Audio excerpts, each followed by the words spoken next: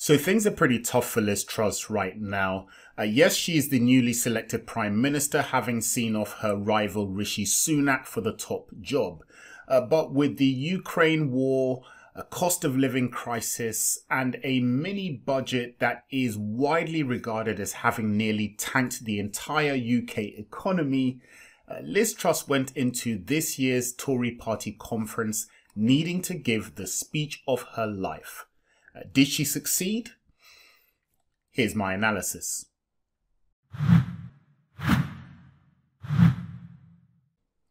So one of the most important factors you have to consider when deciding whether you have given a successful speech is who is your audience. And in this case, Liz Truss pretty much had three different audiences she had to cater for. One were the Tories who actually turned up to the conference. Those are people who already support her. Two were the Tories who didn't come to the conference, pretty much Rishi Sunak and other supporters. And three is everybody else, the rest of the country, listening in intently, well, some of them, to really figure out, is this new leader going to be a great Prime Minister to lead us out of the troubles we are currently in, or do we need to find another one? So first, let's look at her body language. Now, people often get over-fixated with body language issues, worrying about what should I do with my hands and which way should I stand to look more like a leader and how should I point and things like that. Now, body language is very important. I once interviewed the really excellent Mark Bowden, a body language expert, on my podcast, and he explained how your body language can really communicate a lot of the emotion that you need to share with your audience. But when you over-fixate on it, in particular, where you take basically one body language lesson that gives you one tip, like Liz Truss has clearly done, it will lead you into difficulties. Basically, she took one lesson where she heard that hands out by your side with open palm gestures is a power move or one that encourages trust. And so that is all she does over and over again. And it means that she comes across as wooden and stiff and really quite inauthentic. And when you combine that with her kind of stiff wooden way of speaking, it really doesn't encourage the audience to connect with her in any way. And as a result, people describe her as basically unengaging and uncharismatic. Her body language really does not do her any favors at all. My golden rule when it comes to body language is relax. Imagine you're having a good conversation with a great friend. How is your body language in those situations? Well, just try and do that when you're doing some public speaking.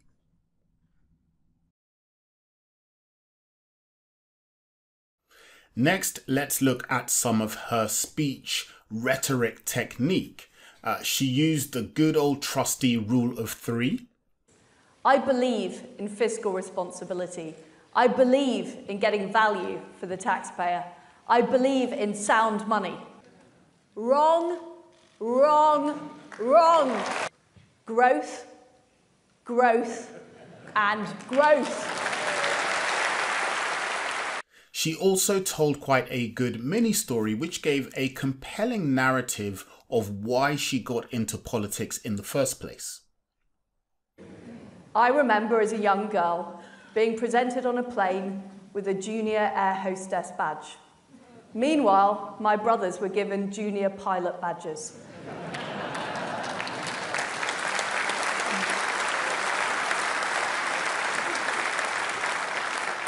It wasn't the only time in my life that I'd been treated differently for being female or for not fitting in. It made me angry and it made me determined. Determined to change things so other people didn't feel the same way. And she had quite a nice turn of phrase, which I really think she should try to use more often because it's actually quite poetic in a way. Because if people keep more of their own money, they're inspired to do more of what they do best. That's what grows the economy. When the government plays too big a role, people feel smaller.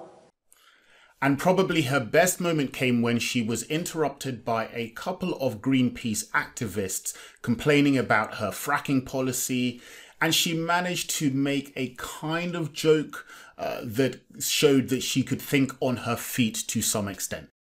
Now, later on in my speech, my friends, I'm going to talk about the anti-growth coalition. But I think they arrived in the hall a bit too early. They were meant to come later on, so we'll get on to them. We'll get on to them in a few minutes. If you want to see how to really deal with hecklers, just head over to watch our good old friend Barack Obama. It looks like maybe he might have served in our military, and we got to respect that. Third of all, he was elderly, and we got to respect our elders. And fourth of all, don't boo. Oh! It wasn't a terrible speech.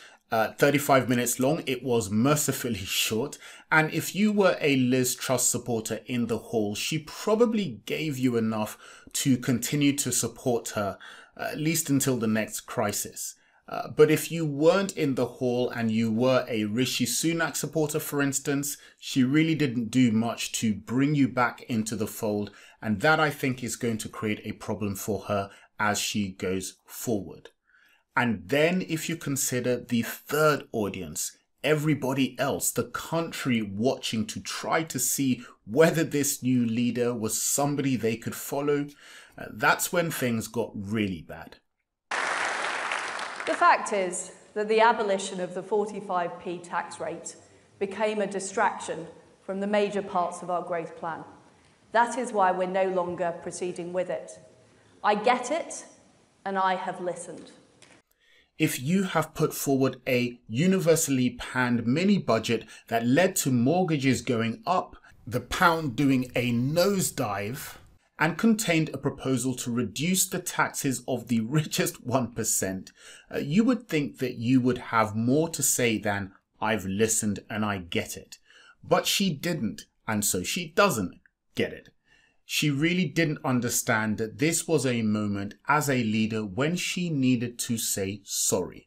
But apparently, sorry seems to be the hardest word. But by far the worst part of her speech was where she tried to create a narrative around which she hoped her supporters would rally. Now, there's nothing wrong with a good narrative. It's actually a pretty useful tool for a leader to galvanize his or her support. And in politics, the golden rule is you want to pick something that unites your supporters but divides the opposition. Classic example in the United States right now is the issue of abortion, which unites the left completely but divides the right between those who are completely anti-abortion and those who recognize that it's a pretty important element of women's healthcare. Classic example of something that unites your base and divides the opposition. Now, Liz Truss chose the issue of growth. And growth is a good thing. I'm not sure it particularly unites her supporters. It's a little bit kind of intangible, but it's good enough on that front.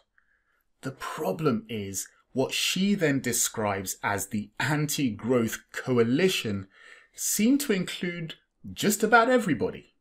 I will not allow the anti-growth coalition to hold us back. Labour, the Lib Dems, the SNP, the militant unions, the vested interests dressed up as think tanks, the talking heads, the Brexit deniers, Extinction Rebellion.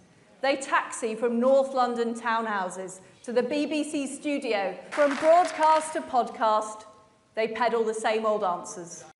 That is basically everybody who was not in the hall at the time of her speech. That includes basically previous Conservative governments who had policies that didn't really achieve growth.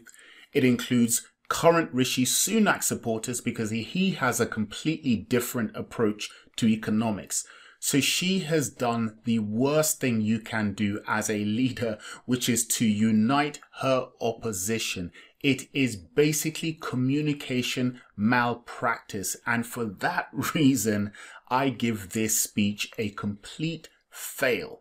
And it's not surprising that when the opinion polls came out rating her performance, rating people's view of her as a prime minister, her approval ratings actually went down, which is completely different to what normally happens after a conference like this, which is that the leader gets a little bit of a bounce.